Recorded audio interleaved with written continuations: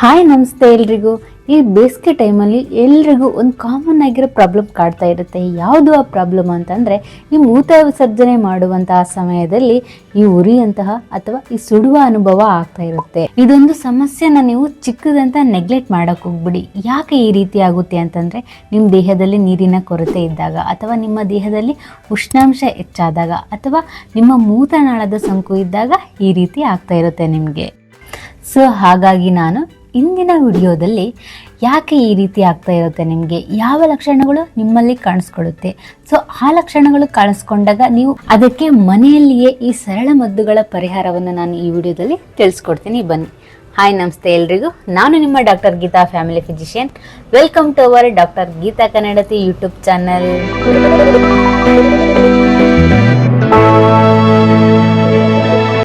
ಹಾಗಿದ್ರೆ ಈ ಬರ್ನಿಂಗ್ ಮಿಕ್ಚುರೇಷನ್ ಅಂದರೆ ಏನು? ಸೊ ನೀವು ಮೂತ್ರ ವಿಸರ್ಜನೆ ಮಾಡುವಾಗ ಉರಿಯೋದಾಗಿರಲಿ ಅಥವಾ ಸುಡುವಂತಹ ಅನುಭವ ಆಗಿರಲಿ, ನೋವಾಗ್ತಾ ಇರುತ್ತೆ. ತುಂಬ ಸಲ ಮೂತ್ರ ವಿಸರ್ಜನೆ ಮಾಡೋಕ್ಕೆ ಹೋಗ್ಬೇಕು ಅನಿಸ್ತಾ ಇರುತ್ತೆ, ಬಟ್ ಬರ್ತಾ ಇರಲ್ಲ. ಇದನ್ನೇ ನಾವು ಬರ್ನಿಂಗ್ ಮಿಕ್ಚುರೇಷನ್ ಅಂತ ಕರೆಯೋದು. ಈ ಸಮ್ಮರಲ್ಲಿ ಎಲ್ರಿಗೂ ಕಾಣಿಸಿಕೊಳ್ಳುವಂತಹ ಒಂದು ಸಾಮಾನ್ಯವಾದ ಡಿಸೀಸ್ ಆಗಿದೆ.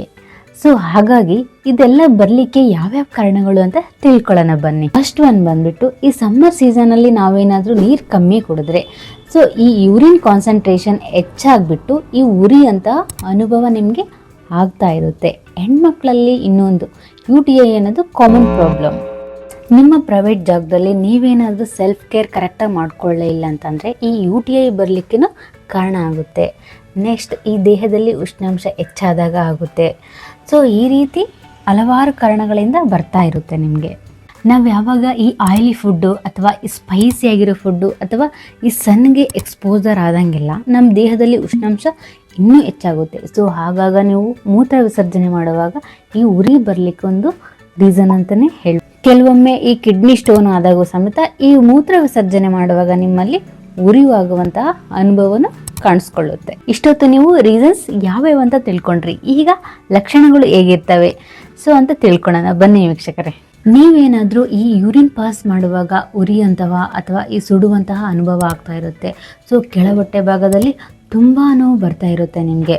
ಜ್ವರ ಬಂದಂಗೆ ಆಗೋದು, ಈ ಬಾಡಿ ತುಂಬ ಸ್ವೆಟ್ ಆಗೋದು, ಬಾಡಿ ಪೇನ್ಸ್ ಆಗ್ತಾ ಇರುತ್ತೆ. ಪ್ಲಸ್ ನಿಮಗೆ ಪದೇ ಪದೇ ಮೂತ್ರಕ್ಕೆ ಹೋಗ್ಬೇಕಂತ ಅನ್ನಿಸ್ತಿರುತ್ತೆ. ಈ ಮೂತ್ರ ಬಂದಾಗೂ ಸಮೇತ ಗಾಢವಾಗಿರುವಂತಹ ಯೆಲ್ಲೋ ಕಲರ್ ಇರುತ್ತೆ ಆ ಮೂತ್ರ. ಈ ರೀತಿ ಲಕ್ಷಣಗಳು ನಿಮ್ಮಲ್ಲಿ ಕಂಡು ಬಂದರೆ 2 ದಿನ ಅಥವಾ 3 ದಿನಕ್ಕಿಂತ ಹೆಚ್ಚು ಈ ರೀತಿ ಇದ್ದಾಗ ಡಾಕ್ಟರನ್ನು ಕನ್ಸಲ್ಟ್ ಮಾಡೋದನ್ನು ಮಾತ್ರ ಮರೆಯೋಕ್ಕೆ ಹೋಗ್ಬಿಡಿ. ಇಲ್ಲಾಂದರೆ ಚಿಕ್ಕ ಸಮಸ್ಯೆ ಇರೋದು ದೊಡ್ಡ ಸಮಸ್ಯೆ ಆಗಲಿಕ್ಕೂ ಕಾರಣನೂ ಆಗ್ಬೋದು. ಫಾರ್ ಮೋಸ್ಟ್ ಇಂಪಾರ್ಟೆಂಟ್, ಈ ಸರಳ ಮನೆಮದ್ದುಗಳು ಯಾವ್ಯಾವು ಅಂತಂದರೆ, ಕನಿಷ್ಠ ಏನಿಲ್ಲ ಅಂದರೂ ದಿನಕ್ಕೆ 2.5 3 ಲೀಟರ್ ಆದರೂ ನೀವು ನೀರು ಕುಡಿಬೇಕು. ಸೊ ಆವಾಗ ನೀವು ಆ ರೀತಿ ನೀರು ಕುಡಿಯೋದ್ರಿಂದ ನಿಮ್ಮ ಯೂರಿನ್ ಕಾನ್ಸಂಟ್ರೇಷನ್ ಕಡಿಮೆ ಆಗುತ್ತೆ. ಸೆಕೆಂಡ್ ಒನ್, ಈ ಕೊಕೊನಟ್ ವಾಟರ್. ಇದರಿಂದ ಏನಾಗುತ್ತೆ ಅಂದರೆ ನಿಮ್ಮ ದೇಹದ ಉಷ್ಣತೆ ಕಡಿಮೆ ಆಗಿಬಿಟ್ಟು ಈ ಮೂತ್ರ ವಿಸರ್ಜನೆ ಮಾಡುವಾಗ ಈ ಉರಿಯೋದಾಗಿರಲಿ ಅಥವಾ ಈ ಸುಡುವಂತಹ ಎಕ್ಸ್ಪೀರಿಯನ್ಸ್ ಅನ್ನೋದು ನಿಮಗೆ ಕಡಿಮೆ ಆಗ್ತಾ ಬರುತ್ತೆ. ಥರ್ಡ್ ಒನ್ ಬಂದ್ಬಿಟ್ಟು ಈ ಬಾರ್ಲಿ ವಾಟರ್ ಅಂತ, ಈ ಜೋಳದ ನೀರು. ಸೊ ಇದು ಯಾವ ರೀತಿ ನಿಮ್ಮಲ್ಲಿ ಕೆಲಸ ಮಾಡುತ್ತೆ ಅಂದರೆ ನ್ಯಾಚುರಲ್ ಡಯೂರಿಟಿಕ್ ಆಗಿ ಕೆಲಸ ಮಾಡುತ್ತೆ. ಸೊ ಇದರಿಂದ UTI ಆಗೋದು ಚಾನ್ಸಸ್ ಎಲ್ಲ ಕಡಿಮೆ ಆಗುತ್ತೆ. ಫೋರ್ತ್ ಒನ್, ಇದು ಎಲ್ಲರ ಮನೆಯಲ್ಲೇ ಸಿಗುತ್ತೆ. ಸೊ ಏನಪ್ಪ ಅಂತಂದರೆ, ದಿನಕ್ಕೆ ಊಟ ಆದಮೇಲೆ 1 ಲೋಟ ಮಜ್ಜಿಗೆ ಆದರೂ ಕುಡಿಬೇಕು ನೀವು. ಇದರಿಂದ ನಿಮ್ಮ ಬಾಡಿ ಟೆಂಪರೇಚರ್ ಅನ್ನೋದು ಕಡಿಮೆ ಆಗುತ್ತೆ. ನಿಮ್ಮ ಡೈಜೆಸ್ಟಿವ್ ಸಿಸ್ಟಮ್ ಸಮೇತ ಇನ್ಕ್ರೀಸ್ ಆಗುತ್ತೆ. ಸೊ ಚೆನ್ನಾಗಿ ಡೈಜೆಷನ್ ಆಗುತ್ತೆ ಊಟ ನಿಮಗೆ. ಲಾಸ್ಟ್ ಒನ್, ಇದಂತೂ ವೆರಿ ವೆರಿ ಇಂಪಾರ್ಟೆಂಟ್. ನಿಮ್ಮ ಪ್ರೈವೇಟ್ ಜಾಗವನ್ನು ನೀವು ಸ್ವಚ್ಛವಾಗಿ ಇರಿಸ್ಕೊಂಡ್ರೆ ಈ UTI ಚಾನ್ಸಸ್ಸಿಂದ ಹೊರಗೆ ಬರಲಿಕ್ಕೆ ಹೆಲ್ಪ್ ಆಗುತ್ತೆ.